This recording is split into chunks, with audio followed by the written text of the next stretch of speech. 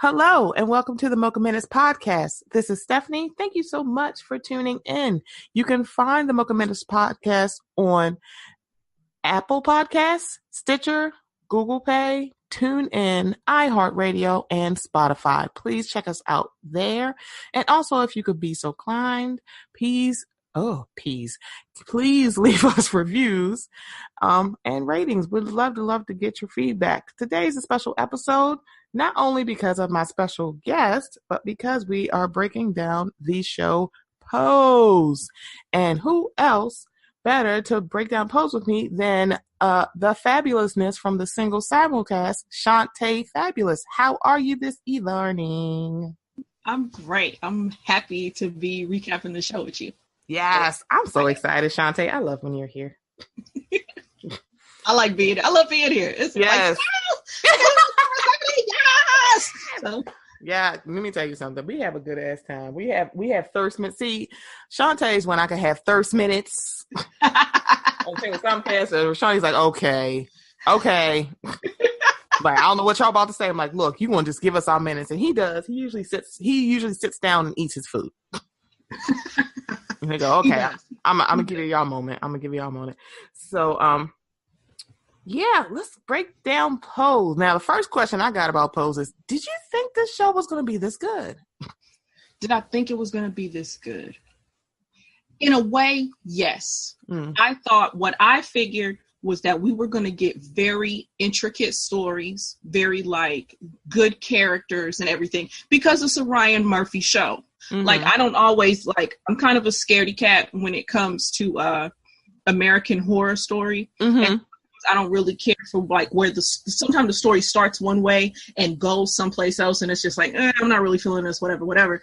But I feel like he creates, or the writers or whatever, they create great characters and emotionally dense characters. I guess I don't know if that's the right word, but I mean, they're not flat. That's basically the best way that I can put it. Like, these are like really good characters. So I was just like, okay, either the fear though was that I didn't know where it was going to go, because it is Ryan Murphy and American Horror Story. And it was just like, oh no, is this going to be like, I don't know, like, are we going to end up seeing something bad happen to characters or whatever? Yeah. And I have loved Ryan Murphy since Nip Tuck. He also did, I'm showing my age now, he also did the show Popular. And this is back when, was it the CW? It was before the CW. It was probably when it was the WB. The WB, yeah. So I didn't realize until I did some like Googles on Ryan Murphy. I'm like, he did Popular too? I'm like, I love that show. But I loved him since Nip Tuck. Okay. And then he did Glee, and I was like, okay.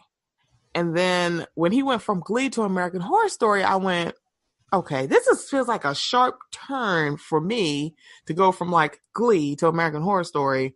But then I remembered Nip Tuck, and I'm like, I guess it's not all that much of a sharp turn, because some of the stuff on Nip Tuck was kind of dark. Mm-hmm. And then when, because they've been talking about like this show Pose for a little while before it even had like a title. And then when they said he's going to do it, and it was going to be about, trans women of color, and I'm like, okay, Ryan Murphy's white. Let me see how he's going to do this. Right. Then when they said Janet Mock and Our Lady J, and I'm like, okay.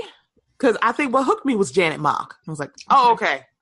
It's like, okay. Sure. I was like, okay, I can see that. So even though it's like, because of his track record, I'm like, I'm sure it's going to be good. But I think because of the subject matter, I'm like, it couldn't just be him. Mm-hmm. Mm-hmm. I'm like, you got to bring some Black trans women in there that actually, one, probably know the history of the time period they're going to be talking about, and also who can bring some perspective from as a Black trans woman. So, like, I was very impressed by this. Hopefully next season is longer than 8 episodes, because I'm like, 8 episodes is not enough. No, it wasn't. Like, when I found out it was 8, it was just like, oh no, it's only 8. Because what it felt like was very wait and see almost. That's what it felt like. It felt like, oh, they only gave them 8 episodes to see if they can do whatever they need to do or something, whatever. And so it was I think it was scary at first waiting for them to renew it. Mm-hmm. Because sometimes you watch shows and they get renewed right after the first show, the second, right after the first or the second or the third episode, and they didn't get renewed until later on, to I think it was the 6th. The 5th or the 6th episode. So it was kind of just like, oh no, please get renewed. Please, please, please. So, yeah. Yeah, because I think that was my thing too. When you saw because I follow a lot of people that are on Pose, and a lot of them are saying, hey, let people know you watch the show because we want to get renewed. I'm like, wait a minute. Are y'all in danger of not getting renewed? I'm like, oh God, please don't let this show that one is important, and 2, actually a very good show. Mm-hmm. Please let it get renewed. So when they got renewed, I was like, oh, thank God. So hopefully it'll be at least 13 episodes. Because I'm trying to think of the first season of American Horror Story. I don't think it was short. I can't remember though. Because even the first, and I don't know if it was just because of Ryan's track record, they gave him a full complement of episodes. I'm not exactly sure, because usually American Horror Story is 13 episodes. So It's not this is terribly short. It's just shorter than it usually is. Yeah. So I'm definitely hoping that they get a longer season, and not only get a longer season, but if the writers and stuff feel like they can tell more story as far as this time frame is concerned, then I want them to have. I don't want us to have to basically tweak them into renewal, because I feel like that's what happened. Now, it was great because it was so many people who were just they're posting on Facebook, they're posting on Instagram. I was tweeting at FX Networks y'all need to get it together. Right. You're gonna right. Get it popping. This is a good show. So right. I mean, I'm sure lots of other people too of tweeting and using the hashtag and everything. So it would be nice if they're gonna get a season 3. Yeah. And let them, let us know that they're going to have a season 3 once season 2 starts or whatever. Yeah. So for everybody who doesn't know the premise of Pose, if you're living under a rock, I feel if you don't know the premise is Pose is set in the world of 1987 to 1988 and looks at the juxtaposition of several segments of life and society in New York. The rise of the luxury Trump-era universe, the downtown social and literary scene, and the ball culture world. So when they first started talking about Pose, the thing that got me was that it's supposed to be about the ball scene. I'm like, oh. Mm-hmm. I'm like, okay. We're not going to talk about Madonna's Vogue. Great. Got it. Because I know that's still a thorn. They're like, oh, I know about Vogue from Madonna. I'm like, she got that from Black queer people. What are we doing? Yeah. What are we doing? So, set in the 80s I think was very advantageous because, it's kind of you could set it anywhere, but I think it was interesting that they did, the late 80s, and it's interesting they don't put that in the premise when they talk about it, because this is on Wikipedia and they don't mention that, but it's also with the rise of HIV and AIDS. That also is a theme in the show as well. Even though it seems like it's a little bit of an undercurrent, but it's that's also what was going on in that time too. Yes, definitely. I thought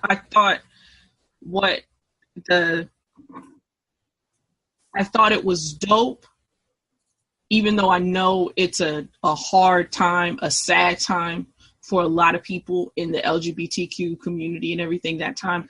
It was dope to see it from a Black and brown perspective. Mm-hmm. Because there's been shows and plays and stuff. There's Angels in America. There's The Normal Heart. There's stuff, there's movies, there's Philadelphia. So there's stuff about gay men and how they were mistreated during that time by heterosexual people, and thinking that somehow,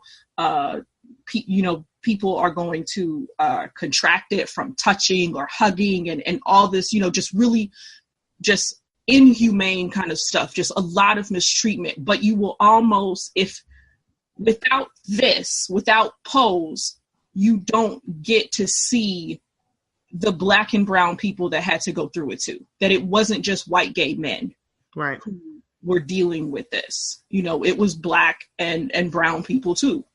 Right. So, and that's literally what I love about it. It was like, it's interesting to say this, but I love how Black the show is. And also Latinx, how Black and brown it really is. Because I saw an interesting tweet where, you know, everyone focuses on how Black Pose is, but they don't bring up the Latinx part of it too. Mm-hmm. And I'm like, that's interesting because it's kind of like it's there, but it's not there. It could be like Afro Latina if we want to like fuse it. But it's interesting that that's not really talked about. And it really is a very Black and brown show.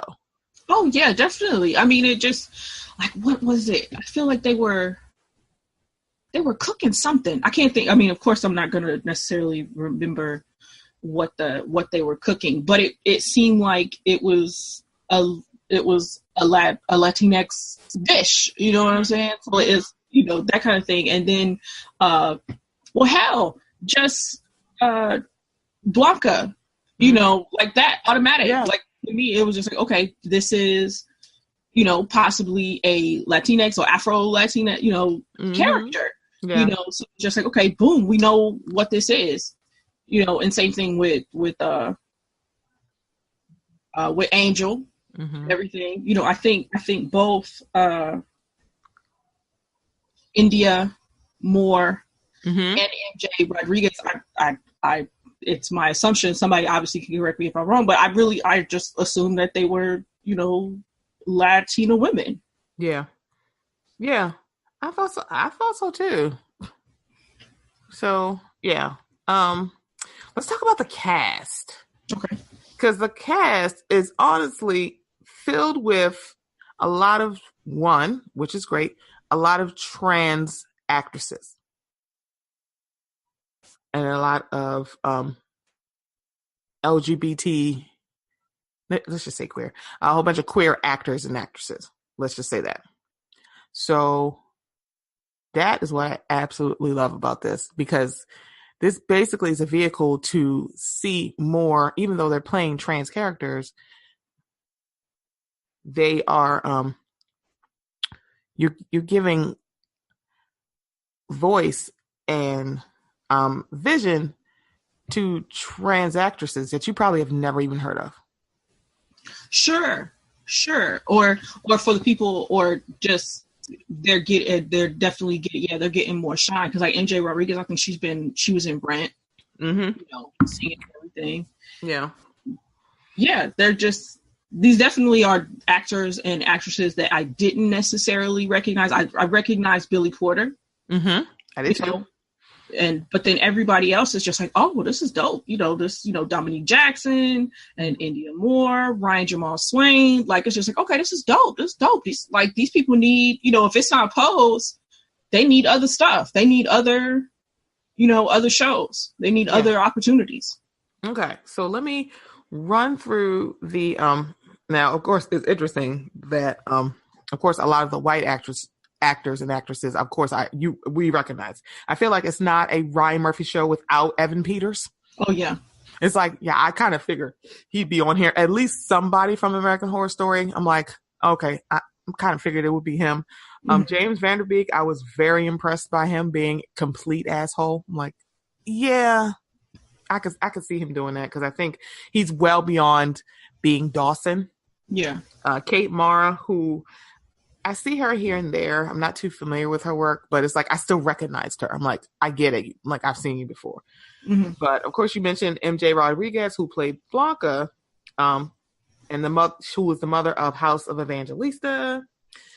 Dominique Jackson, who played Electra Abundance, mother of the House of Abundance, and I guess joined House Evangelista. Yeah, we're gonna get to that. India Moore, who played Angel Evangelista. Billy Porter, who played Pray Tell, Ryan Jamal Swain as Damon Evangelista, Charlene Woodard, who played Helena St. Rogers, that is Damon's dance teacher. Mm-hmm. Dylon Burnside, who was Ricky Evangelista, Damon's boyfriend. Angelica Ross, who was Candy Abundance.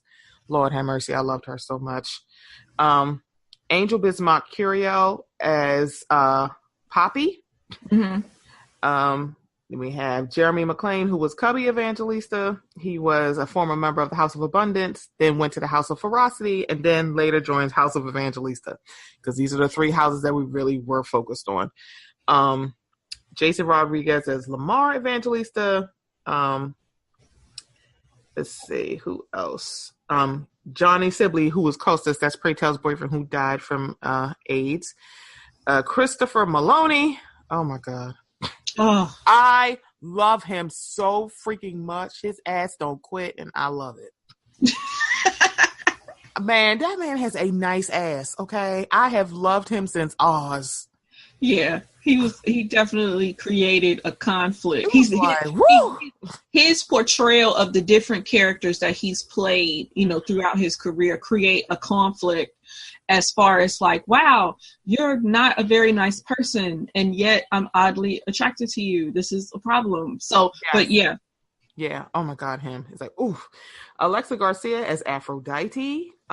She's a member of House Extravaganza, who later joins House of Ferocity. That was weird.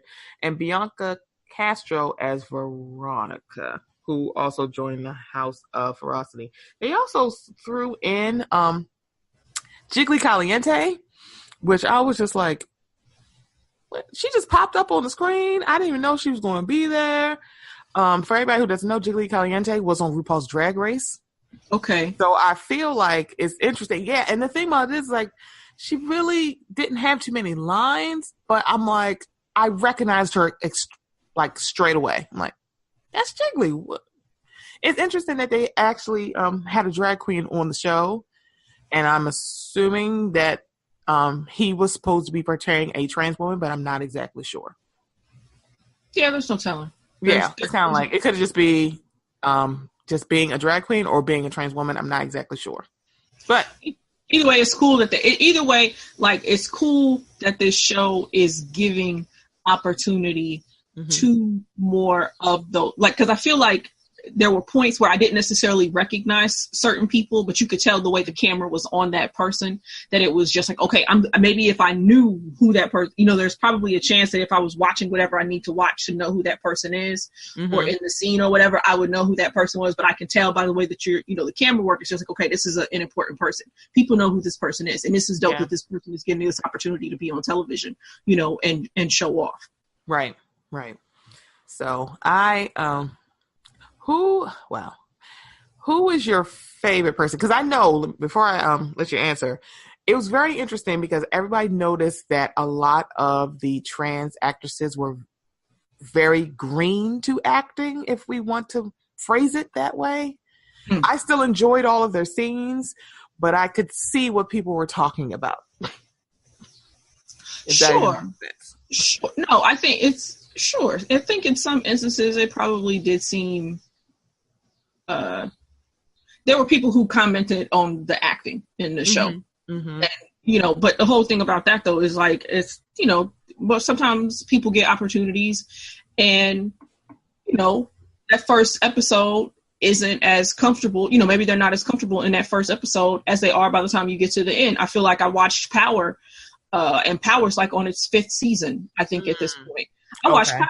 I remember watching that the first season of Power, and I was just like, what the I did not care for Joseph. I did not care for Joseph Sikora's portrayal of Tommy on Power. Like, I mean, I probably tweeted about it. So it's like, it's commenting on the possibility that the acting isn't as dope as it could be right out the gate.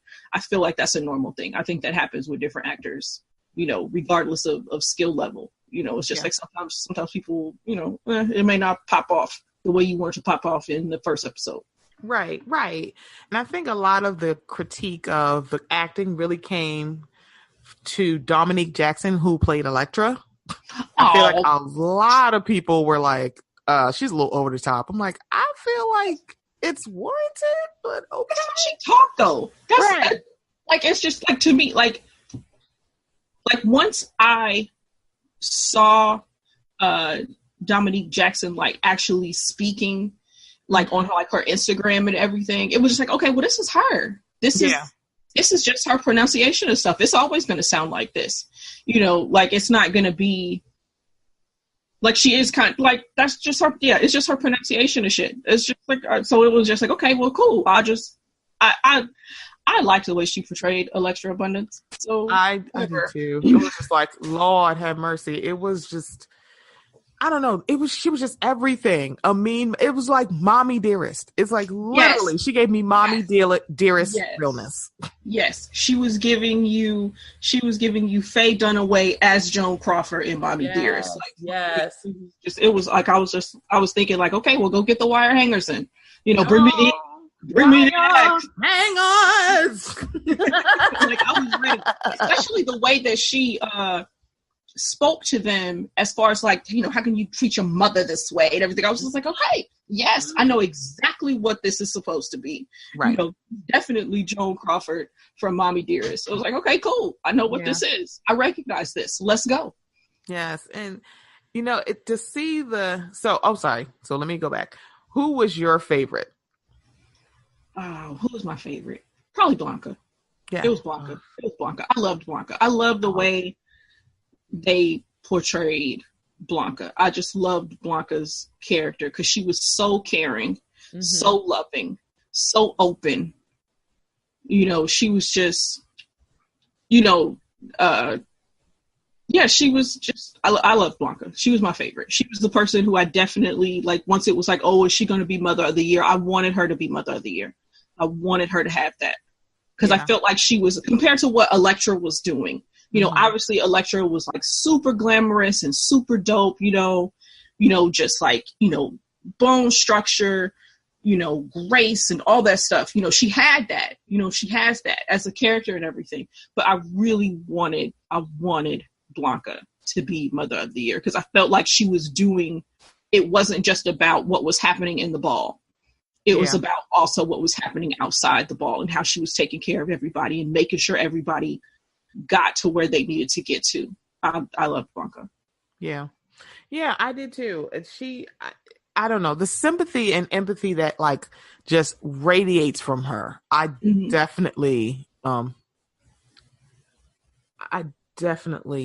responded to, because I think if I was to be a mother of a house, that probably would be me. I would probably be closer to Blanca than anything else. I definitely wouldn't be an Electra.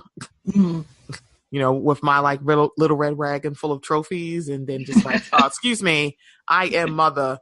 How are you treating me this way? I'm like, definitely. Blanca was my heart. It's like, she really was. Just like Electra said, she was my heart. Because I think it wasn't just she treated like Mother of the house, like this is a competition and I just want us to win. She also treated like this is a home and we are family. Yes. So to see the juxtaposition of those two themes running throughout Blanca, but not really with Electra or even the ladies of Ferocity, like, because they didn't do that either. It's like, that's interesting. She took on the role of being an actual mother as opposed to just saying, I'm a mother. I'm not exactly, you know, I can't relate and say what exactly a mother of a house is supposed to be, but she actually took on the role of being a mother. So I definitely responded to that. I don't know why. I just loved Blanca. And I loved MJ Rodriguez's portrayal of Blanca. Yes. I think the best thing about like the actresses they got for the roles is like you can't see anybody else doing it. No. It was just like I think each actor definitely made those characters theirs.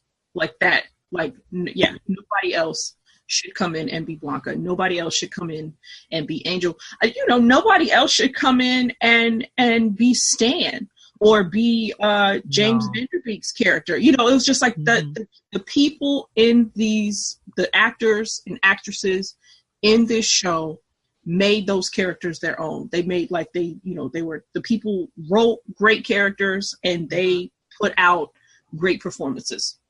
You know, 8 episodes. It was great. Let's see. Let's move on to different things. Well, let's talk different storylines. So the first one that got me was the Stan and Angel arc. Okay. Because the other thing that enlightened me, this good thing about the show, the show really does enlighten you on things.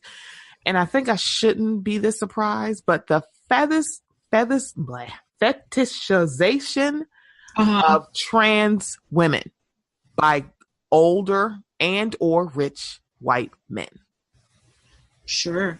It was like very interesting to watch, because you can even look at it with Chris Maloney's character and Elektra, how he literally, this is my kink and this is my thing. Yeah. And I'm like, the whole evolution of Stan is very, very interesting.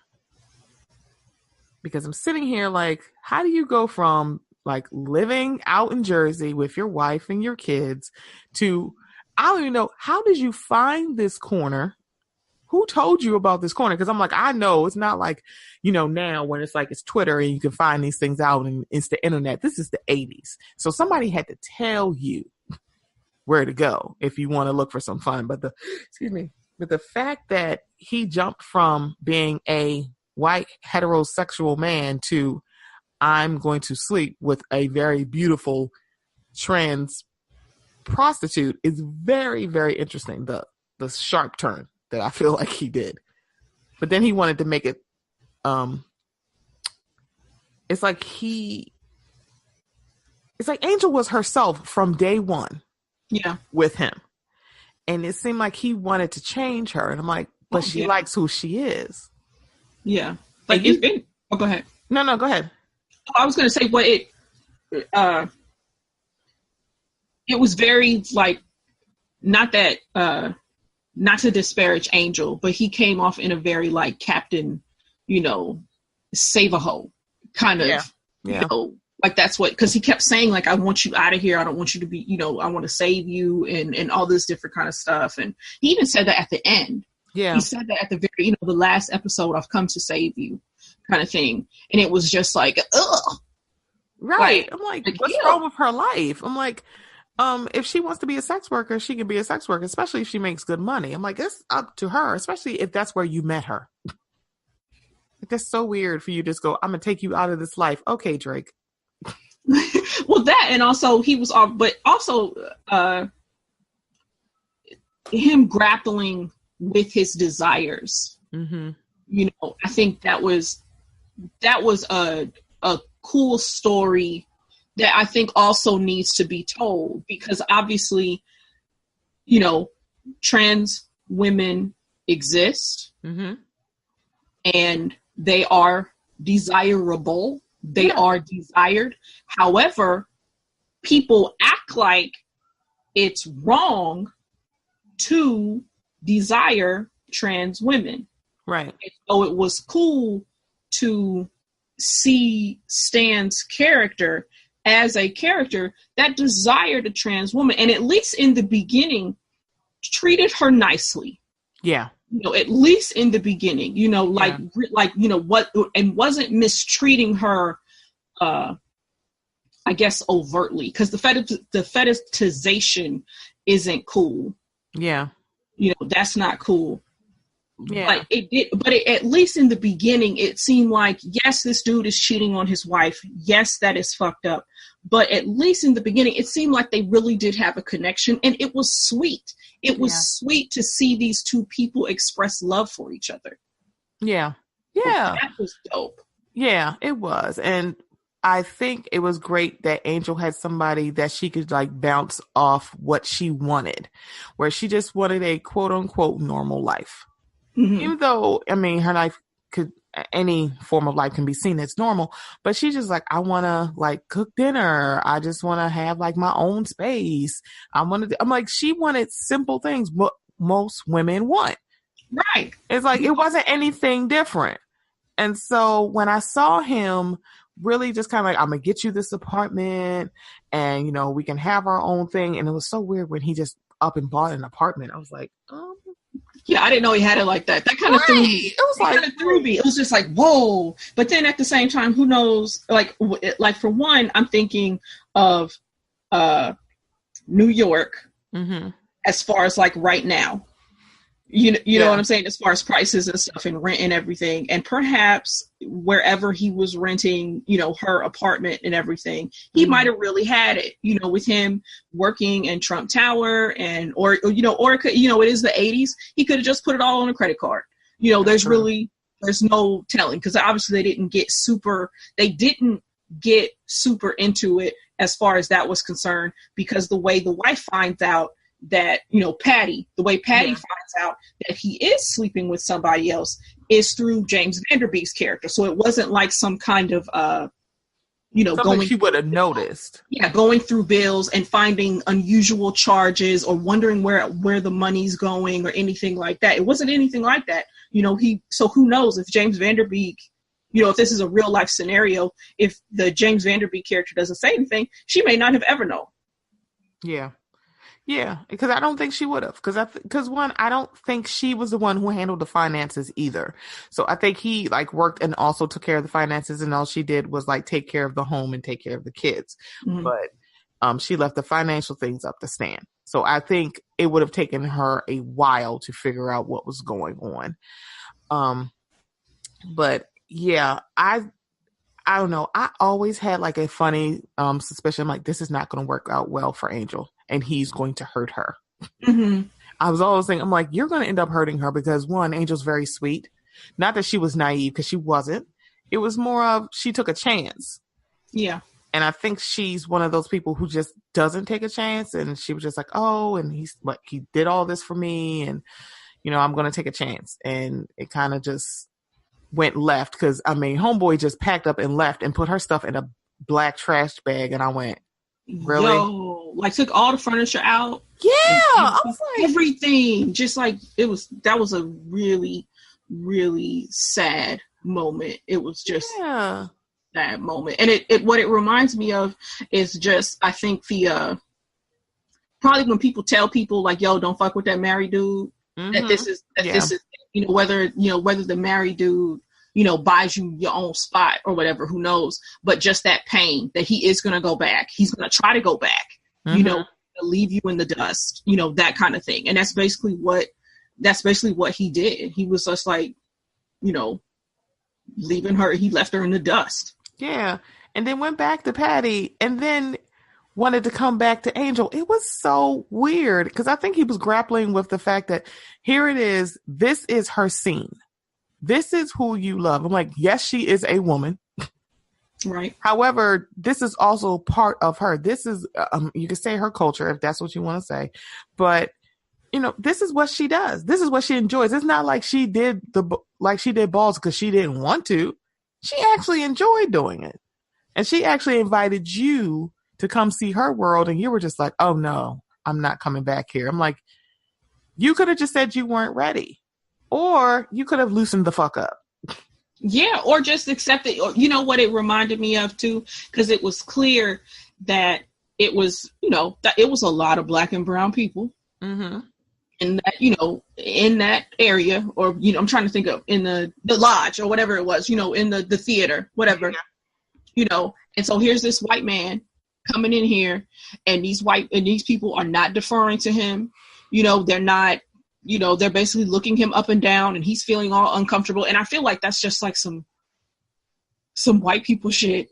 They go from thinking a bunch of Black and brown people, and now they want to be tight and everything. And it's just like you said, he could have relaxed. He could have, too bad he couldn't have really investigated, his privilege or whatever, as a white man. Checked it right at the door with his coat.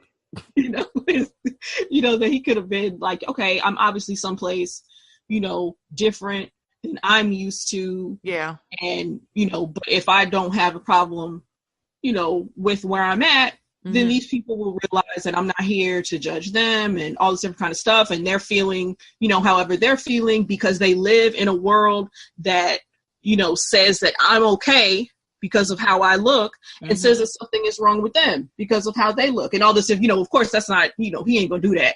And he probably, it's probably a lot of white people in that situation wouldn't do that. They're not going to have all this kind of thought process. They're just going to be feeling some kind of way. Oh, they were judging me, you know, kind of thing. Mm-hmm. Right. They didn't want to be my friend, you know.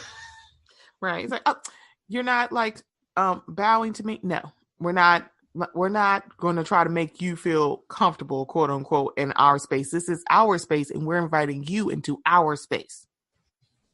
Like, no, it's like, no, we're not going to like change us. We're not going to change up just because you're here. It's like, no, we're going to keep being who we are. Yeah. Which sucks because looking at it, it's like there's so much artistry. Yeah. I'm like, I would have had a good ass time. I'm like, it's just like, how can you not like, how you not having a good time? Appreciate what's going on. Like, I just, whatever, you know, that's just like. Right. Because she didn't have to invite you to come. She didn't have to invite you there. Oh, you could have been like Patty, just following her ass and just showed up. I'm like, how Patty? Can we talk about that? Because Homegirl tried it. Patty. Like I kept saying that this was like the woman to woman thing. You know, hello, Angel. This is Patty. Right. Girl was like, who is she? And what's her name? Is Angel here? Who are you? Oh, I'm like, and they're like, oh, do you work with her? It was so weird when you just showed up at her home. Yeah. And I'm like, yeah, she was ready. I just like, Patty was for real. Patty was too real. But also though, I thought her outfit was cute. Like, this is like side note. I thought her outfit like, she was ready. Like, she was ready to go out, you know? Like, for real. Dressed up, put makeup on. Oh, I'm going out with the girls. I'm like, why are you getting all dressed up for a confrontation? What are we doing? I don't know what she was thinking. So it was cute. Let me read this bitch. I'm like, okay. Yeah, it was wild. It was an interesting twist for how she ends up seeing where Angel is and seeing what's happening at the ball and all that different kind of stuff, you know, because seeing her show up at the house, it was just like, oh my gosh, she's going to show up at the house. And you're thinking like, okay, it's going to be a confrontation at the house. And it wasn't. Right. You know, it was just Lil Poppy thinking that, okay, hey, we're just going to go. And Lil Poppy being all like, she says, I got a car downstairs. And he's like, oh yeah, we ride this out. Cause of course that's Lil Poppy, you know, excited that he getting to roll down, you know, in a car. Oh, in a car? I don't have to walk. I don't have to catch a subway. I don't got to do that. Oh, okay. I'm going to go with you. That was so funny. Oh gosh. But yeah. Like, wow. Yeah. But Patty was a mess. Like Patty, Patty seemed not cool, but she didn't react. I don't feel like she reacted the way Stan did. Mm-hmm. You know, like feeling like super duper duper uncomfortable. Like feeling like, oh, like it seemed like Stan should have like ran out of the ball screaming. Like that was the vibe that he was giving off. Where Patty was surprised, but it almost seemed like Patty could have came back. Mm-hmm. Right. You know. She'd be like, oh, guys, like telling her actual girlfriends as opposed to telling Stan she's going out with her girlfriends, actually going back with her girlfriends. Hey, let's go to this thing. Yeah, like Patty, it almost seemed like Patty could have came, like Patty's vibe almost seemed like she could have came back. But then at the diner, like Patty went full on super duper transphobic, talking about wanting to see, you know, asking about Angel's genitalia, and was like, what are you doing? Yeah, it was just like, it was real gross. It was real gross on her part. Gross. It was so gross. It was disgusting. Because I'm like, if Angel was a cis woman, would you be wanting to see her genitalia? No, you wouldn't. But because you know, it's like you go, now, and she did what most transphobic people do. Oh, does this mean Stan's gay now? That's not what that means. Mm-hmm. That's really not. I'm like, Angel's a beautiful woman. Like, what are we doing? Yep. It's like, I don't know. But yeah, I applaud Angel, because if she had asked me about my genitalia, I think I would have, I'm like, can I get a hot coffee? And I threw that coffee right in her face. I'm like, you do not need to have a conversation with me. You need to have a conversation with your husband. Because here's the other thing. The first conversation she had was with Angel and not with your husband. Yeah. I'm like, she don't even know you. And I'm not advocating for like mistresses. That's not what I'm saying. What I am saying is you need to give all that smoke to your husband. Definitely. I mean, I get it that she knew that he was married, but she also started out with him being a John. So look, man, listen. It's like, you met her at work. It's like, I don't know what to say. Oh, Lord. Yeah, but Patty and Angel and Stan. Stan is a mess and a half. He is. I like Evan though. I like Evan Peters. I love Evan. I think that's what was hard to not be completely against Stan from the jump, because like Evan Peters is so cute. Yeah. And he's so sweet and everything. He was at least coming off so sweet and everything. And it was just like, oh, because at first it was just like, oh, well, I want them to be together. It's just like, I don't know if it's going to work. But Angel seems happy and I want Angel to be happy. So if she wants Stan, this is what needs to happen. But then but by the end, though, I was tweeting, like, tell him no. Exactly. No. Like, nope. Drop it. Nope. Don't you dare go back to. Not after you put my stuff in a black trash bag. It's like, oh, we done. Yeah. It's like, oh, we done. So let's move on. And it's somewhat small, but let's talk about Chris Maloney's character and Elektra and that whole dynamic. Cause that's a little bit different than the Stan Angel dynamic. Mm-hmm. Because he was very convinced, like, no, I want you to keep your stuff because that's my kink. And it was more like of an ownership thing. Yes. Definitely.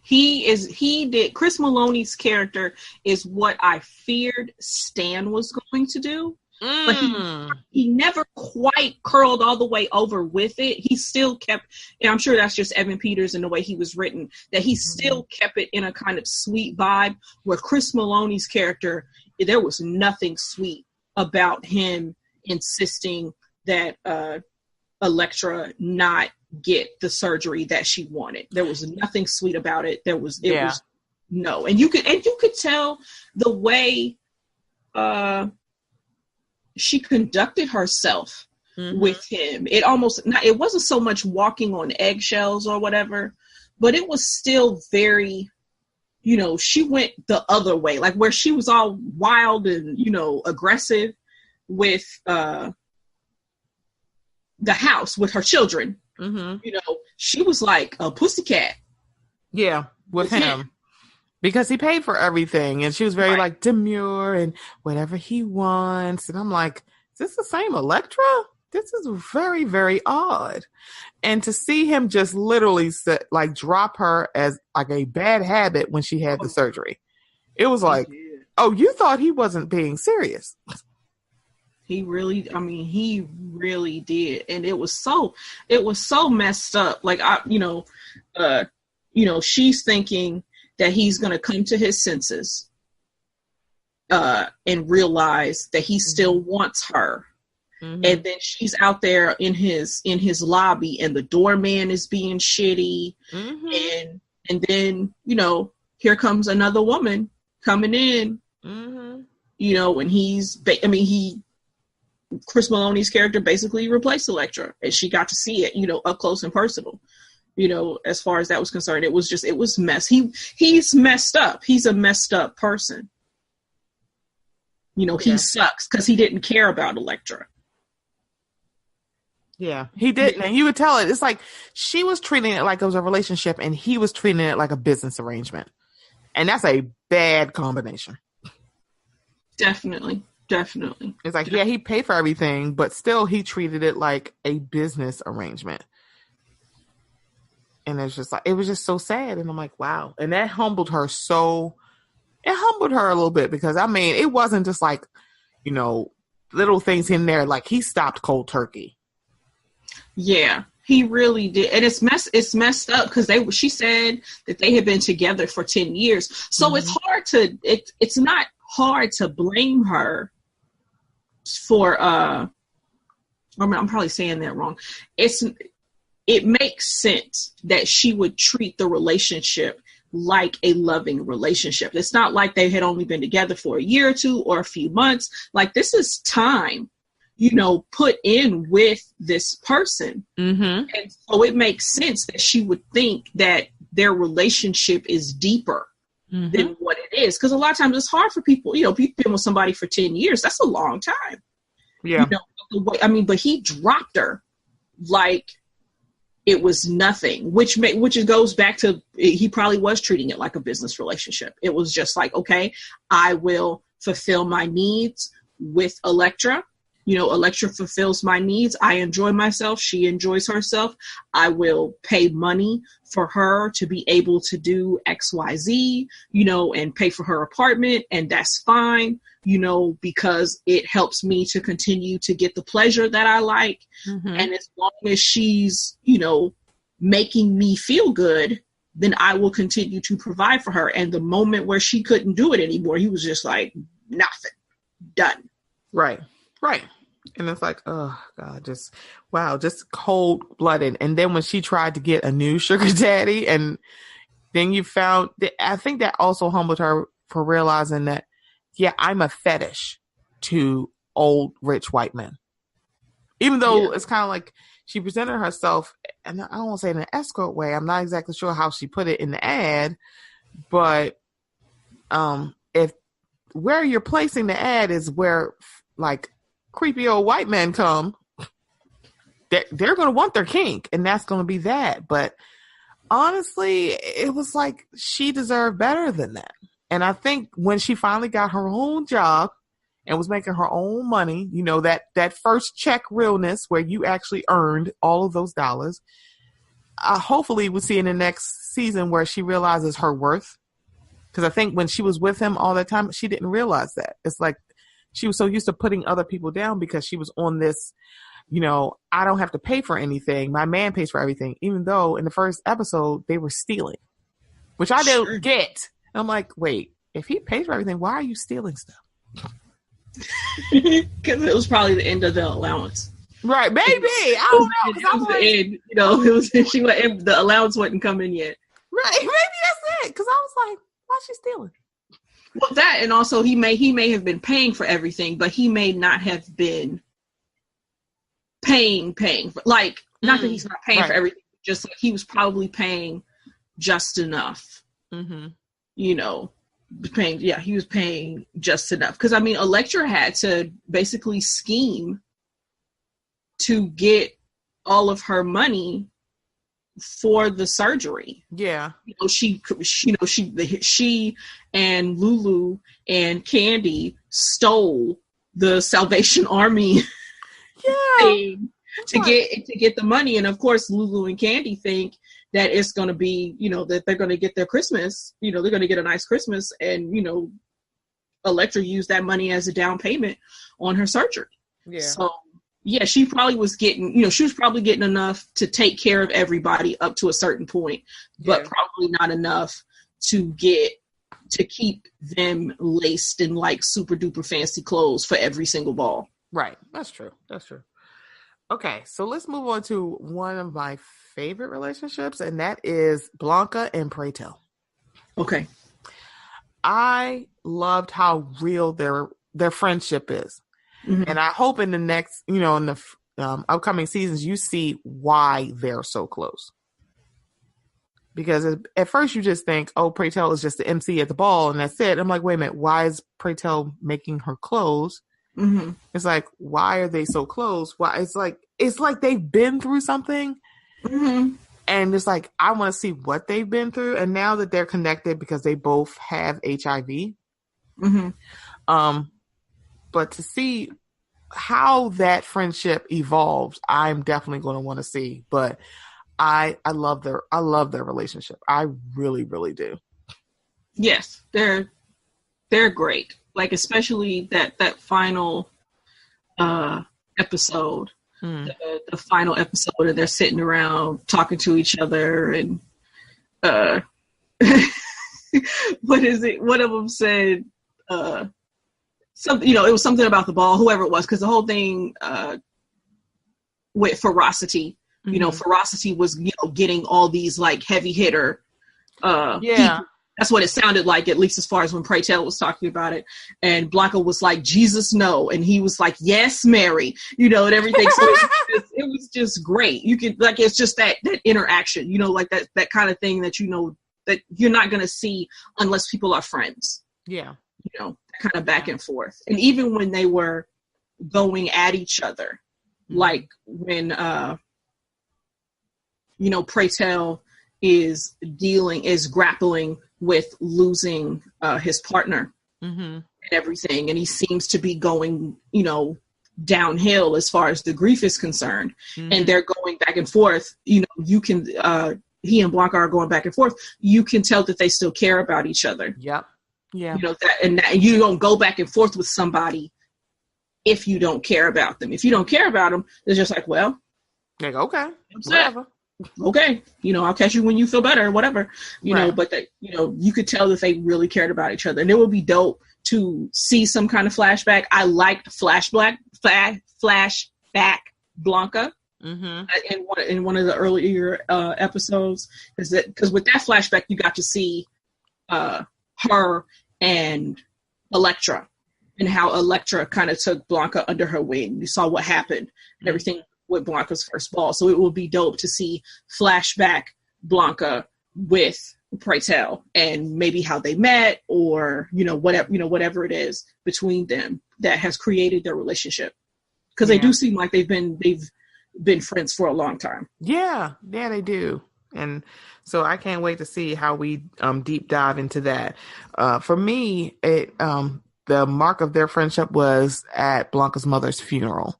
Yes. And how Pray Tell really took the lead and was not going to let her family treat her like shit. Yes. And I'm like, yeah, that's a real friend. The real friend is like, no, you're going to go in there and say goodbye to your mother. Yeah, I'm going to be right here. I will wait right here to go ahead and say your goodbyes, and then we can do whatever you want to do. Yes, like he rolled up on them and was like, it costs nothing, to be kind. Exactly. Or for kindness. And that's so true. And that's like, regardless, it's nothing to be kind, as far as like letting Blanca say goodbye to her mother. However you feel about whatever you feel about it, that was still her mother. Right. It doesn't matter. It's like, that's still her mother. It's like, she's not messing anything up. Just leave her alone in her grief. And a real friend would be there. I also like that they could be very real with each other, because Pray Tell lied to those boys about his HIV status, but it was like he couldn't lie to Blanca. Yeah. And why would he? I think even if Blanca wasn't HIV positive, I don't think he would have lied to her. Yeah. So it's like, so I don't know about this relationship, because I don't know if it's going to last the next season, but Damon and his little boyfriend, that I keep forgetting that boy's name. Ricky. Yeah, Damon and Ricky. Yeah, Ricky. Yeah, I was wary about that relationship a little bit, because I'm like, is he going to hustle him? Yes, definitely. And I really think that was like, I felt the same way as far as like the beginning of the show, thinking that the show wasn't gonna be happy.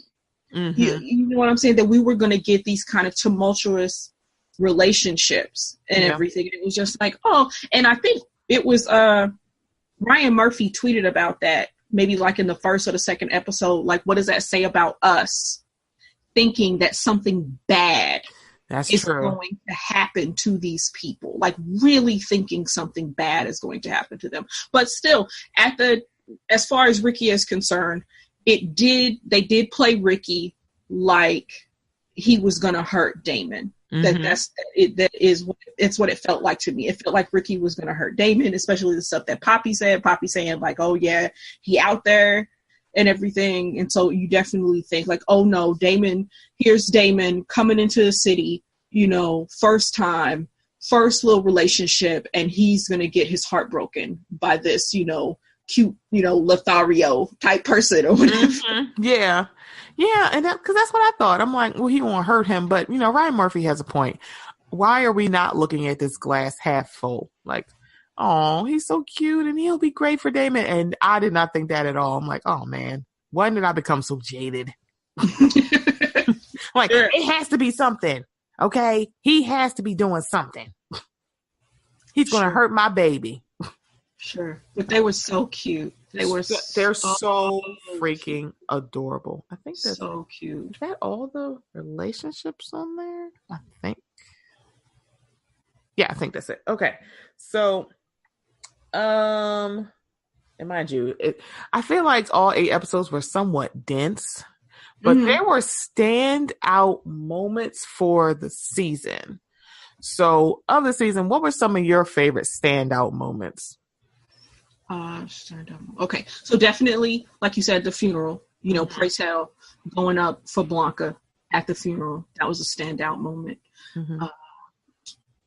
What else? Oh, Damon dancing. You know, because the whole thing with Damon, you know, he comes into Damon's story opens up with him being beaten by his father and kicked out because I think they have found pornographic magazines, you know, in the house and everything. And so they're reacting because it's men in the pornographic magazine. So this is very clear that he is gay. And so they're upset and his mother is upset and everything. And they kick him out. He's living in the park and everything. And that's how he meets Blanca. And, you know, Blanca has that moment with Helena, like, you need to let him dance for you. You know, when's the last time you saw something? You know, when's the last time you've been surprised by something? And that moment and Damon dancing to Whitney Houston. What is it? I want to dance with somebody. I know this. Isn't that what it was? Isn't that the song? I think so. Okay. He did. Yeah, that's what's on. Yeah, that was a standout moment. Was that, you know, him, you know, Blanca going up for him, you know, showing how much of a mother she wants to be, you know, as far as her house is concerned. And then Damon dancing. That was a standout moment. And also the cabaret part at the hospital before Costas passes away with MJ Rodriguez and Billy Porter singing. That was also a standout moment. Oh my! You know what? And Pray Tell sang one of, and I think I said this on my last podcast, that Pray Tell sang, Billy Porter, I mean, I say Pray Tell, sang one of my favorite songs ever, which is Donny Hathaway's For All We Know. That is one of my favorite songs in the world. And anytime I hear it, it makes me cry. And he made me cry. I'm like, okay. Yeah. Like, ooh, child. I'm like, you ain't gonna have me. This is not, I didn't realize I was watching This Is Us. Why am I sitting here crying? Yes. Like I have talked so much mess about not wanting to watch This Is Us because I was seeing people talk about how much it was making them cry like every week, that I was just like, I can't do this. And then started watching Pose and they were making me cry every week. Right. I'm like, oh, Jesus. I'm like, and it's the song and he sang it so well. I'm like, oh, did it so much justice. Mind you, I'm like, it's a Donny Hathaway song and I feel like nobody is Donny.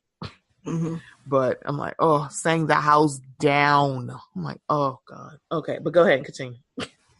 And then... I'm getting teary right now. Okay. Oh, I love that song so much. And when he was singing it I don't know why, but For All We Know, I never, and it's, of course, it's a love song, but it's like, I don't know if it's that I knew he was singing it to Costas. I'm sitting here like, it is a love song, isn't it? It's like, wow, you singing it to somebody. I'm like, oh, God, okay. All right, go ahead. Okay. And yeah, another standout moment, I think, was Elektra getting her surgery and how happy she was. Obviously, the whole thing with Chris Maloney really took that down, really, pulled it down and everything. But that initial, moment of how happy she is and, she felt good about it. And that's what's up. And that's it, that whole lead up to it, that if this is what you want to do, then you do it, and I was glad that she did it because obviously prior to that, Chris Maloney let her know that if you do this, then there's going to be nothing between us, which sucks. But I think there's probably people who are in those type of positions who don't do it, who choose the person rather than choosing themselves. And Elektra choosing herself was a standout moment. Yeah, I agree with that. I wholeheartedly agree with that. It's like, yeah, I'm glad she actually did say, I love me more. Mm-hmm. Shout out to Sex and the City. I love you, but I love me more. So I'm glad she did. Oh my gosh, I can't believe I'm up here tearing up about that song. Oh my god. Okay. Did you have any more stuff? I'm trying to laugh. Oh my god. I'm trying to think what else was like a dope moment. Oh, you know what was an unexpectedly dope moment? Like it almost seemed like he was going to be kind of a bit part, but then he came, it seemed like he got his time to shine.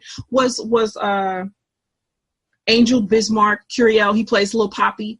Like in those last episodes, he got his time to shine and have conflict and all that different kind of stuff. Cause it was just, cause I was stressed as far as him. It was just like, oh no, he's dealing. He's like, he gonna get kicked out. It was like, you can't get kicked out. And, he had this blow up with Blanca and everything. But then like, as soon as it was over with, he was like, I'm not really that serious. So don't, Right.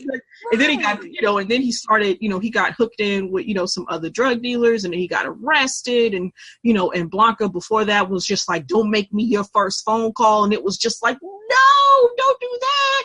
Don't like X him out like that. It was just, it was wild. And then he ended up with Candy and Lulu, who were formerly of Abundance, who became House of Ferocity. And it was just like, no, you don't need to be with them. They don't know how to be nobody's mother. Like They got Elektra as an example. They ain't gonna do nothing but mistreat you. And they did.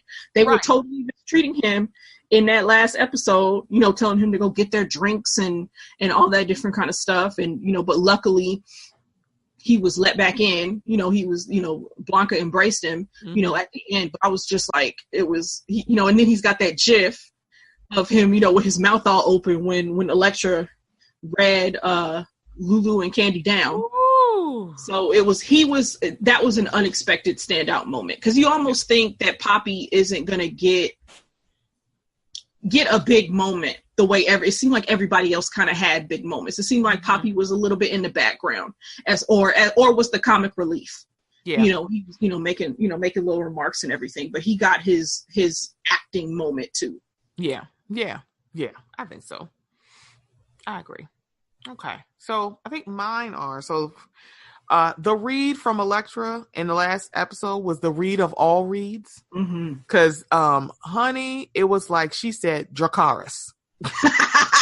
And the thing about it was she told her, she was like, I don't have any problem with you. So if you want to leave. And she's like, I don't have nowhere to go. I'm like, girl, I'd have left.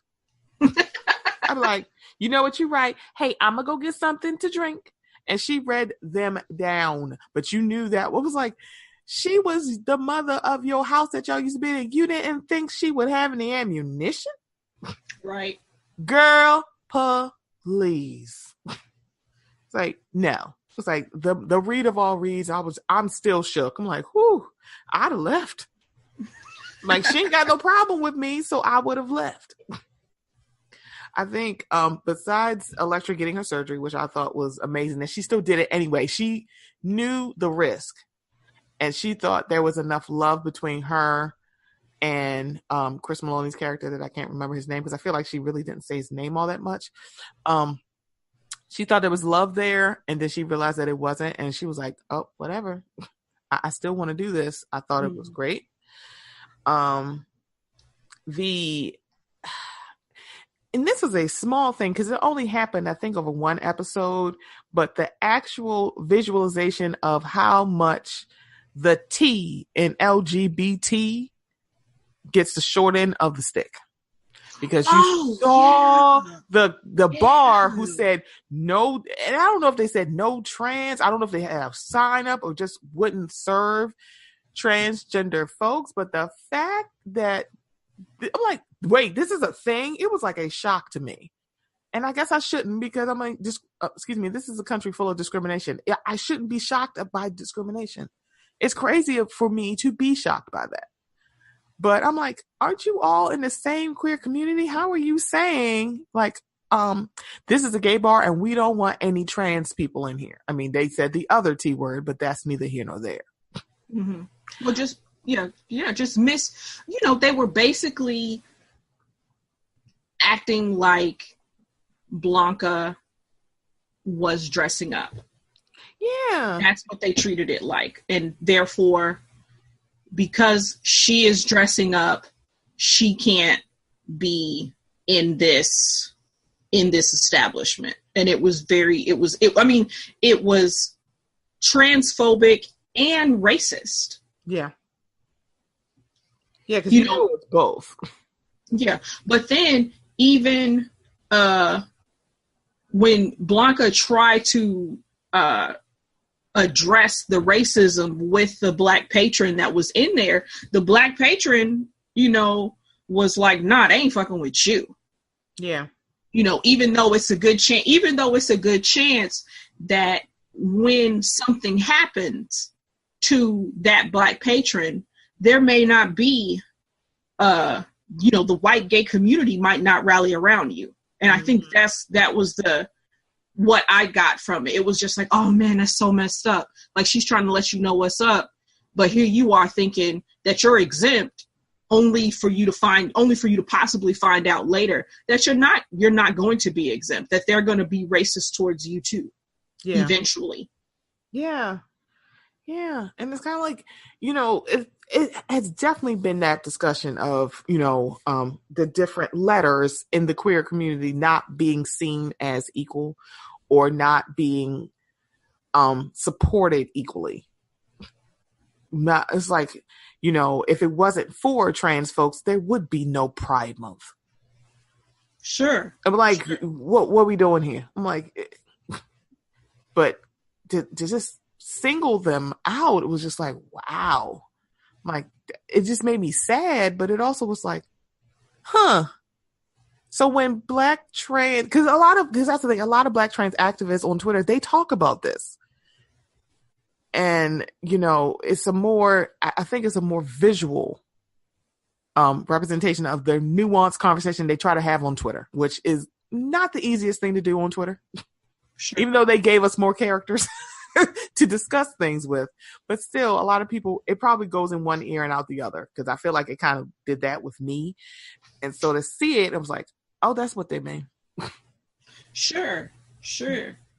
So I think for me, that was like an eye-opening moment. I think the relationship that Helena and Damon have, I feel like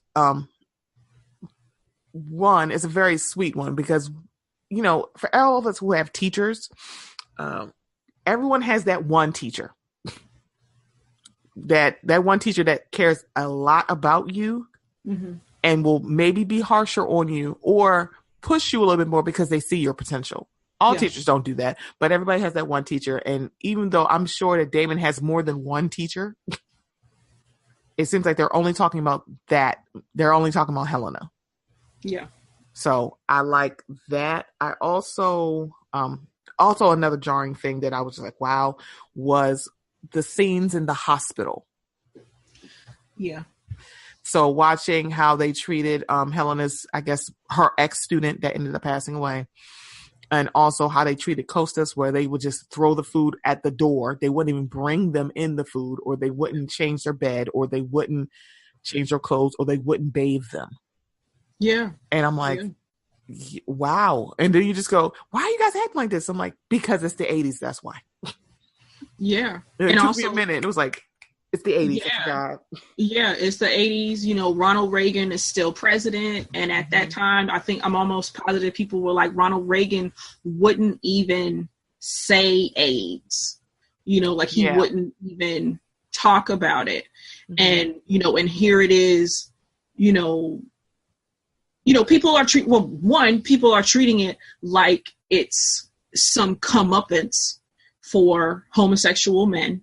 Like this is that's what you get kind of thing, So there's people in government who, took this hands-off approach, and the hands-off approach, probably led to medical people who didn't know enough about what was going on, or just the information not necessarily being all the way out there yet.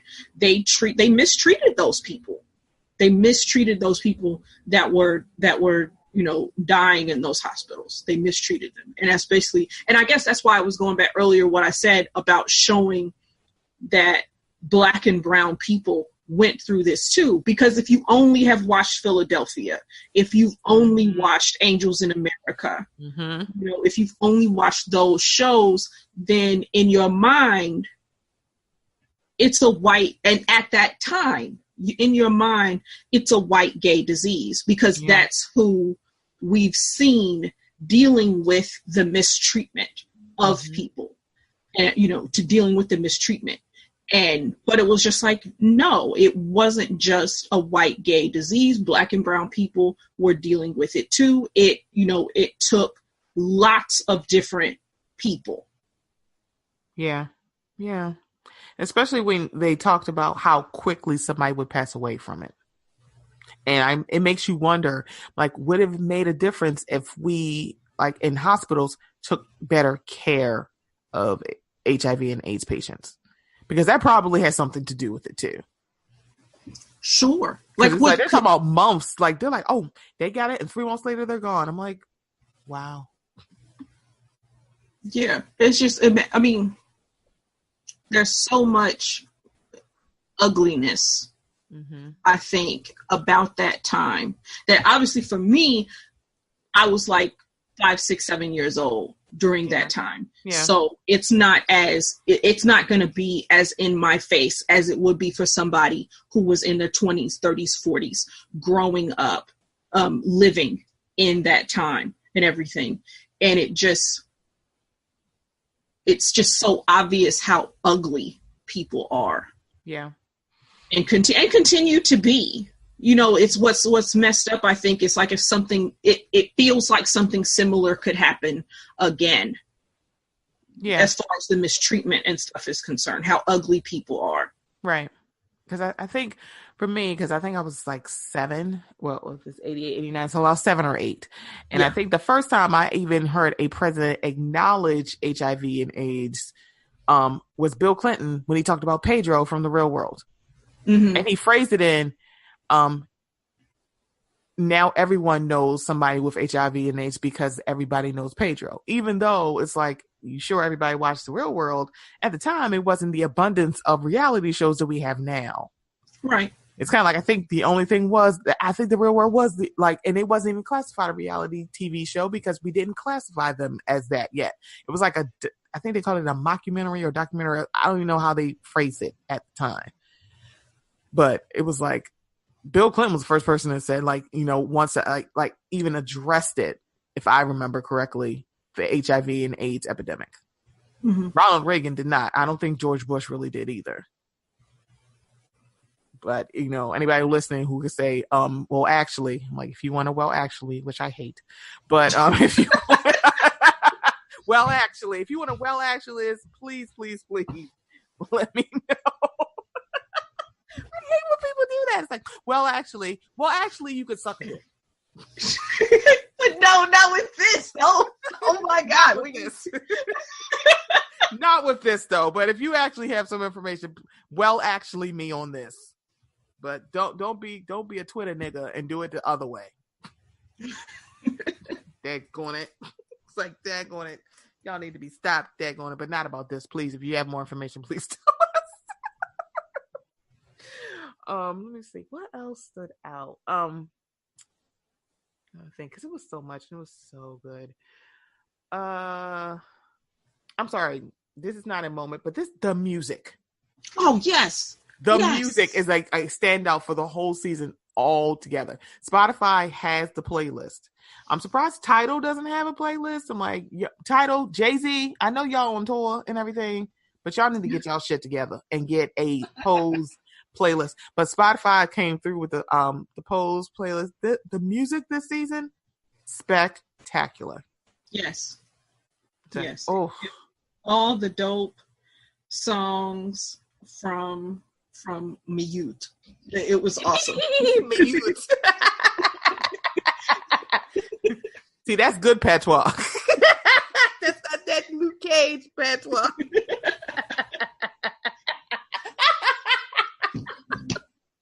I'm sorry. I'm not going to slander Luke Cage's patois today. Well, yeah, it was great. Oh, the music, right? So at the end, obviously, the final episode of the season, Ricky and Damon auditioned for I'll Be Sure. A cute moment was Elektra standing for I'll Be Sure. Like, she went, like, you never know that she had that kind of, like, happy emotion in her.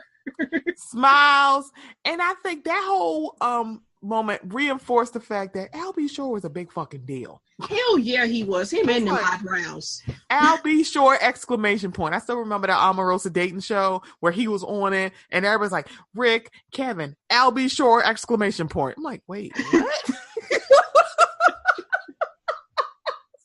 Why does he have an exclamation point? Then you watch this episode, you're like, oh, that's why he had the exclamation. People loved Al B. Sure. Yes. Yes. Like, jeez. Yes. Like, whoo. Al B. Sure. I'm like, wait, I wasn't ready for that. Yeah, I had that tape in my purse. Wait. Yeah, I got the tape. Like, really, Elektra? You got the tape in the purse? You got the tape in the purse? Like, I'm going to get it right now. Wait, ma'am, you don't have a house and you live on a bench, but you got the Al B. Sure tape in your purse. Like, that's what was important. What? She had to move out, because that Al B. Sure tape was coming. Oh my gosh, it was like hilarious. What I love about it is that, like, the music from the show, like, mixed in like stuff that was from the 80s, but also from the 70s. Mm-hmm. Like, of course it had. And I'm looking at the post soundtrack right now on Spotify, guys. I don't work for Spotify. I really don't.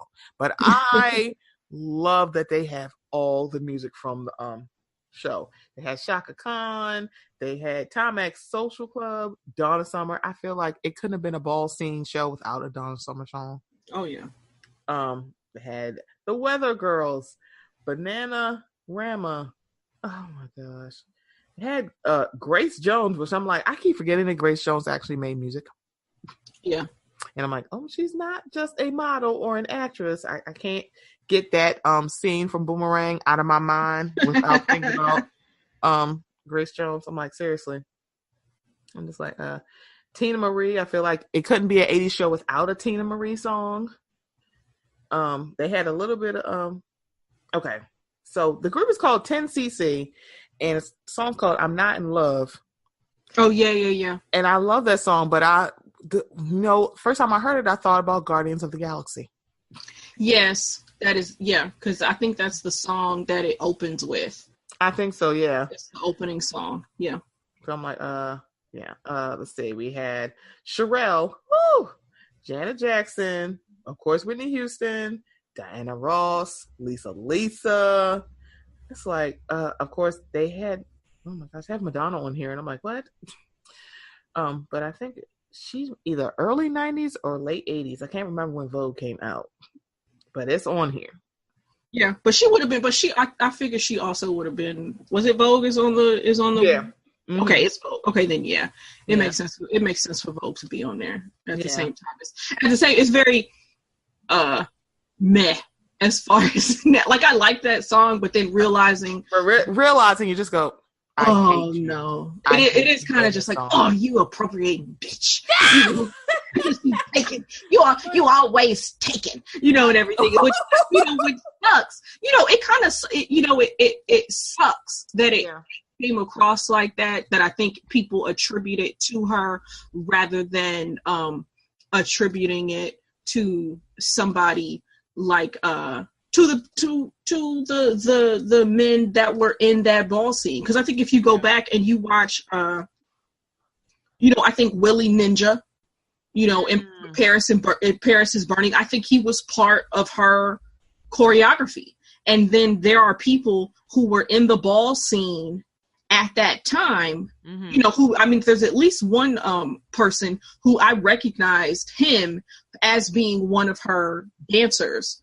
from that Vogue era and everything. And so it's, obviously that's probably it's the media's fault as well. Yeah. Of attributing this whole large cultural thing to her as if she made the shit up, rather than being someone who was inspired by these people, because it's not like Madonna wasn't part of New York as far as that time was concerned, because she was in the club scene. Right. She was told it's not far-fetched for her to have been inspired by it and to use it and everything, but it turned into it being hers rather than being part of it. Yeah. Yeah. Because I remember when Billy Ninja came on America's Next Top Model and he talked about that. And I was like, wait, you taught Madonna how to Vogue? And I'm like, oh my gosh. Mm-hmm. This is your fault. Oh, it's you.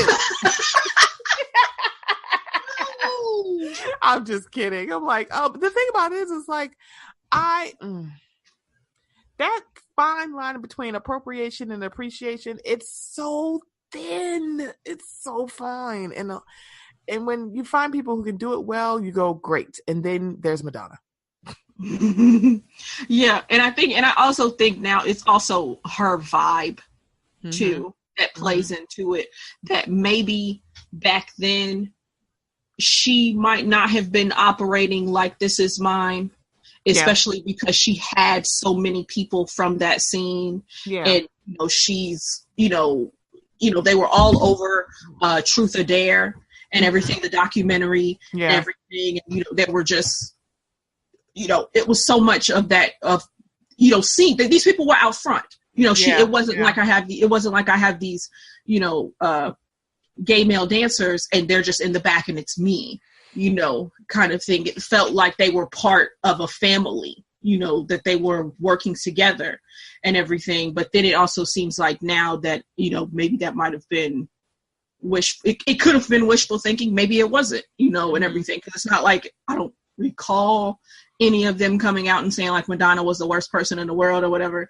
But, it still feels kind of just like probably because of the media attributing it to her versus just saying that she was inspired by it and not acknowledging the contribution, the creativity of these people who came up with this. And that's obviously something, and that's a cisgender, cis hetero thing that our problem as far as like blowing off how much of the dope things that we enjoy probably were created by a trans person. All the slang, slay and work and yas and all that stuff, that is not ours. We did not make that up, but we take it.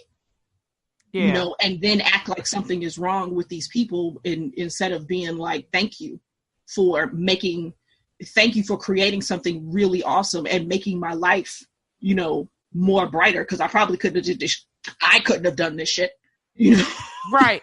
Exactly. And that always did get me where, there were some Black women, especially on Twitter, cause Twitter is the thing, where they would get mad at white people for using certain slang, like, oh, you're throwing shade or yes queen or anything, and then you'll see Black women get mad at white people and they stealing our stuff. I'm like, you mean the stuff you stole from Black queer people and you act like they didn't come up with it?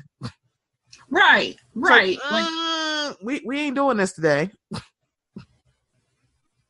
So it's like, is that pot or kettle? I mean, I totally get what you're saying. I'm like, I get what you're saying, because that's the thing. I'm like, I get what you're saying.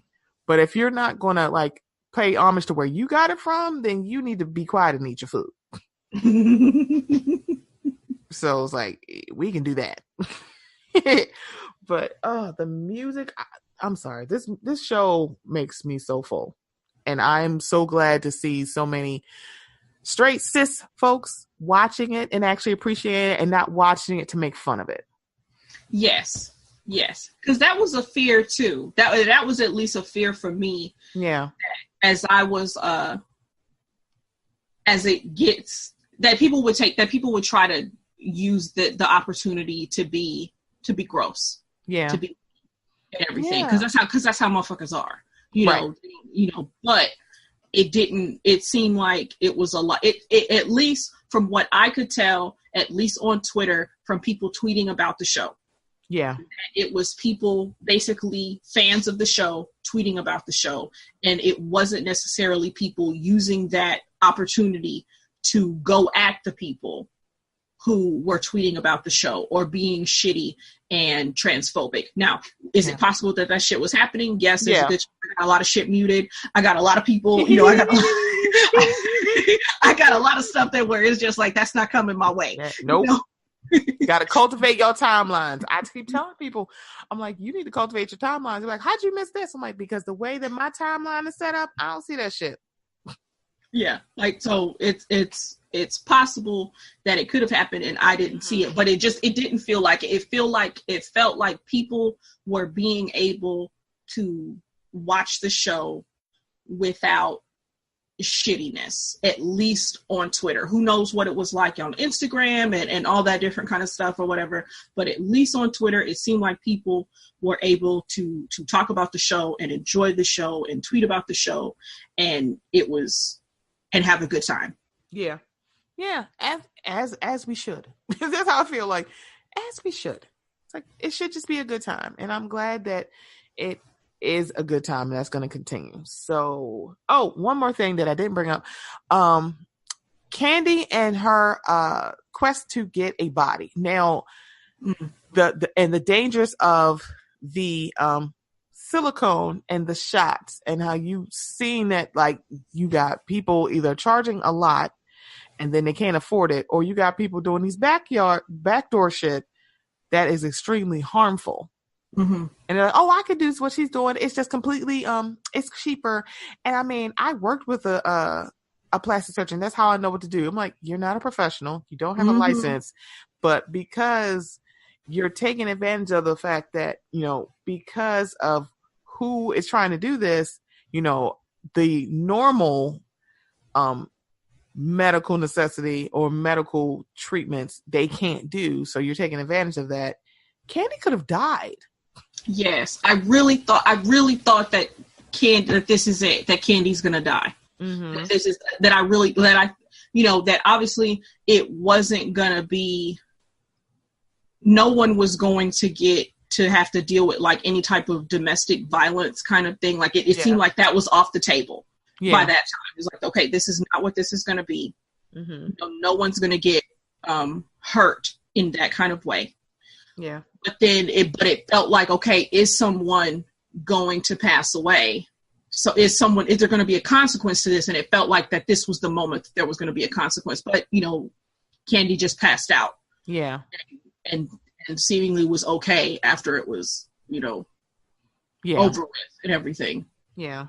So even though you've heard like different trans activists talking about, what many transgender men and women would do for hormones, basically selling their body, becoming prostitutes, sex workers, just so they can afford doing their to get their hormones.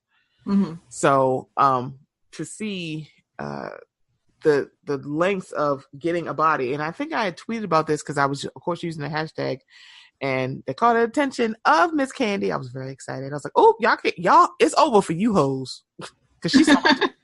That's how I felt. It's over for you hoes. But then there also was other people like, what are you saying? I'm like, she didn't have the body. The category is body. She didn't have it. What we doing? Yeah. Not that I'm like, she has the face. Yeah. She definitely gives face. But he was like, body. They're like, so you're saying, I'm like, wait. And at first I'm like, I'm not getting mad because this is what you want for this show. You want conversation and you want different points of view. So yeah, it's over for you hoes because Kandi saw my tweets. Well, no, what was interesting about that was how times change, but then they don't.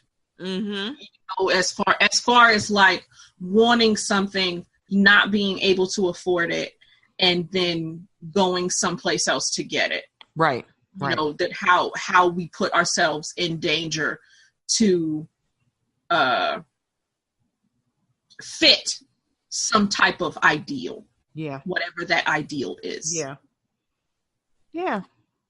That's true. So it was very like, wow. Like, wow.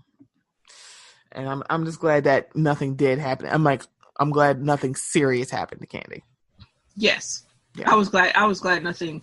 Yes, I was glad that Candy didn't die. Especially because as far as like the times are now, you hear about people, whether they get, surgery that's on the up and up or do something that's kind of like, some kind of, back alley, whatever, that they die, that they pass away from this. So it was definitely thinking there's something, that it was going to be the worst case scenario for her, and it wasn't. So yeah, I was definitely glad that it wasn't. Yeah. So I'm like, yay. Like, please don't. So let's wrap it on up. I think that's everything. Oh, I think the last thing is, what are you hoping to see in the next season? What am I hoping to see in the next season? I'm hoping that Ricky and Damon stay together. I'm hoping Ricky and Damon stay together. I'm hoping that, because the whole thing with at the end of the season, Ricky and Damon auditioned for Albie Shore. They both got it, but Damon also got the scholarship for his next year at dance school. So it was a question of whether or not he's going to go on tour or is he going to continue to dance. So Ricky went and Damon stayed. And so now, I want them to I want their relationship to survive this, this separation. I want that to happen. Definitely, like you said, some flashbacks as far as like, Pray Tell and Blanca's relationship. I'd like Angel to come even more into her own, because she did, because Blanca at the end, because the whole time we find out, in the beginning, we find out that Blanca is HIV positive.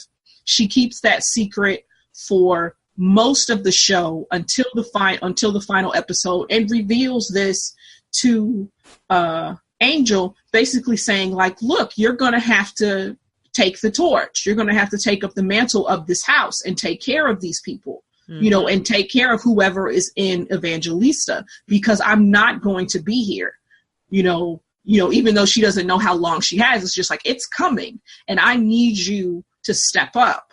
And so she does, obviously when she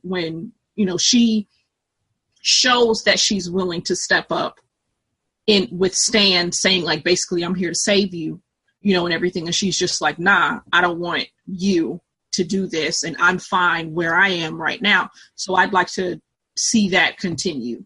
And if it means also her finding a good relationship with somebody else, that would be dope too. Cool. Yep. Very true. I'm just ready for the next season. I mean, it just ended and I'm like, ooh, when's the next season coming out? Yeah. What am I going to do with my Sunday? What am I going to do? Exactly. What am I going to do? Watch The Real Housewives of Potomac? I'm going to still watch it, but that's not the point. I'm going to watch Power. I haven't gotten into Power. It's all right. I never got into Power. I'm one of those, I'm one of those blacks. I don't watch it. One of those blacks that don't watch Power. Not no blabby black. You're one of those. Not a blabby black, because I still watch Ratchet. So yeah, it's okay. I'm coming around to. They got about one more season in for me, as far as I'm concerned. Like, I'm getting to the point, and it's mostly because of 50 Cent being shitty to Terry Crews. This obviously is not some pole stuff, but he was being shitty to Terry Crews when Terry Crews was letting people know about his harassment and everything like that, and he was being shitty and everything. So it's kind of just like, I really don't want to fuck with the show anymore as long as you're in it, you know. So they got about one more season, and then either they need to kill his character off, or he's still on there? Why yes, I think he was just producing it? I don't know. No, and that's the thing. He's in the show, and that, you know, and everybody was just like, oh, well, he needs to get off the show, and this and that, and this and that. And it was just like, yeah, Stars ain't getting rid of this dude because he's part of the show. Like, you know, he's in the front and in the back. So, okay. Yeah. I don't know why I thought he was just a producer. I don't know why I thought nope. that. Nope. Okay. Yeah, get the strap. I don't even know what the hell that means. I feel so old. What the hell that mean? I feel so old when I say it. I'm like, get the strap. I hope I'm using it the right way. But yeah, our Sundays are definitely a little bit darker. Yeah. To not have clothes on. Yeah. It's like, oh my gosh. But I think that's everything. It's a good memoriam. If you guys want a more in-depth conversation about Pose, please listen to Marsha's Plate. They did not ask me to plug this show. I'm just plugging it because I heard one of the recaps. I'm like, oh my gosh, this is like amazing. So they do episode by episode conversation. So definitely listen to Marsha's Plate if you want a more in-depth conversation, even though I enjoyed our conversation. But yeah, this has been great. Thank you so much, Shanta, for joining me. As always, I love when you are here. Yes, thank you for having me. I love being here. I love being on Mocha Minutes. Yes. And please tell everybody again about where they can find you. I don't know why I'm singing everything like Oprah. Yeah, you can find my show, Single Simulcast, at singlesimulcast.com. We are on Apple Podcasts and Stitcher and Google Play and probably wherever. If you search Single Simulcast, you will find us. So check us out. Yep. And also tell them about your blog. Oh yes, I also have. Because I'll be like acting like I can't blog sometimes and everything. But anyway, I have a beauty blog. I have a beauty blog called Bury Me in Red Lipstick, and that's BURY, Bury me in red lipstick.com. And yeah, I talk about makeup and stuff I like. You know, I snarked a little bit about beauty blenders their foundation reveal and how they could have came a little bit better and everything. Boy. That was my latest post. And yeah. And so you can, if you want to follow me on social media, I am at Shanta Fabulous. That is SHANTA and then fabulous like you spell it, like the regular word, not like the rapper, because we don't fuck with the rapper. And that's across, that's Instagram, that's Twitter, that's Pinterest, that's me on social media. Yay. Shanta Fabulous. Yay. Well, thank you. This has been great, guys. This has been the Mocha Minutes podcast. I will see you guys next week where in August I'm going to have a special guest for 2 weeks in a row. That is the Rainbow. I'm so freaking excited about this. Yes, because she is full metal ratchet and I can't wait. Yeah, Base Mod World Podcast Tour. That's the hashtag. Yes. I can't wait. So, guys, that's going to be coming up in August. I can't wait. So, guys, this has been the episode. Thank you so much for joining me and see you guys next week. Bye.